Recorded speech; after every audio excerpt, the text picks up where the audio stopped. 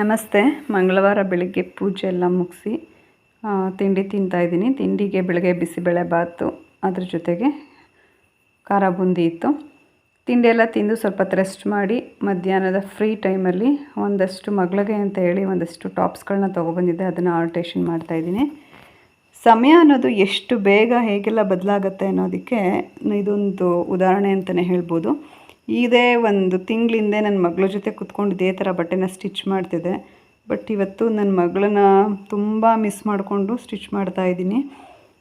ಈ ಟೈಮಲ್ಲಿ ಎಷ್ಟೊಂದು ಮೆಮೊರೀಸ್ ನನಗೆ ಇದೇ ಜಾಗದಲ್ಲಿ ಕೂತ್ಕೊಂಡು ಸ್ಟಿಚ್ ಮಾಡ್ಬೇಕಾದ್ರೆ ನನ್ನ ಮಗಳು ಏನೇನೋ ಮಾತಾಡಿಕೊಂಡು ಏನೇನೋ ತಲಾಟೆ ಆಡಿಕೊಂಡು ಸ್ಟಿಚ್ ಮಾಡಿದ್ದೇ ನೆನಪಾಗ್ತಾಯಿತ್ತು. ಅವಳನ್ನ ತುಂಬ ಮಿಸ್ ಮಾಡಿಕೊಂಡು ಅವಳ ಬಟ್ಟೆನೆಲ್ಲ ಆಲ್ಟ್ರೇಷನ್ ಮಾಡ್ತಾಯಿದ್ದೆ. ನೆಕ್ಸ್ಟ್ ಸಂಡೇ ಅವಳನ್ನ ಔಟಿಂಗ್ ಇದೆ ಅವಳಿಗೆ. ಸೊ ಹಾಗಾಗಿ ಅವಳಿಗೊಂದಷ್ಟು ಡ್ರೆಸ್ಗಳನ್ನ ಕೊಡಬೇಕಿತ್ತು. ಹಾಗಾಗಿ ಆ ಡ್ರೆಸ್ನ ತಂದು ಇಲ್ಲಿ ಆಲ್ಟ್ರೇಷನ್ನ ಮಾಡ್ತಿದ್ದೆ.